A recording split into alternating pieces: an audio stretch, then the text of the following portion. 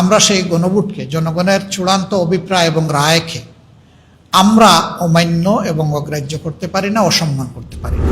এই জন্য তার প্রতিবাদে আমরা ওয়াকআউট করছি। আইনমন্ত্রী দাঁড়িয়ে বলেছেন যে আমি তাদের প্রস্তাবে আংশিক রাজি হয়েছি, অর্থাৎ আমি সংবিধান সংশোধন সংক্রান্ত যে কমিটির প্রস্তাব দেওয়া হয়েছে এটা আমি মেনে নিয়েছি।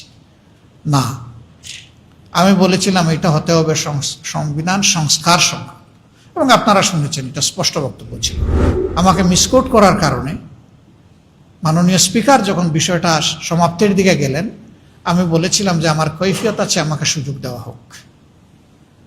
স্পিকার মহোদয় বললেন, আজকে যেহেতু কর্মঘণ্টা যা নির্ধারিত ছিল শেষ হয়ে গেছে, আপনার কথা থাকলে কালকে শুনবো। আপনি বলতে চাইবেন যে আমরা তো সংকটের প্রতিকার চেয়েছিলাম, সংকট সৃষ্টি করতে এখানে আসিনি।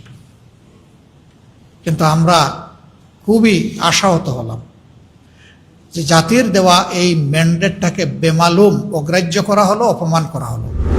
আমরা সেই গণভোটকে, জনগণের চূড়ান্ত অভিপ্রায় এবং রায়কে আমরা অমান্য এবং অগ্রাহ্য করতে পারি না, অসম্মান করতে পারি না।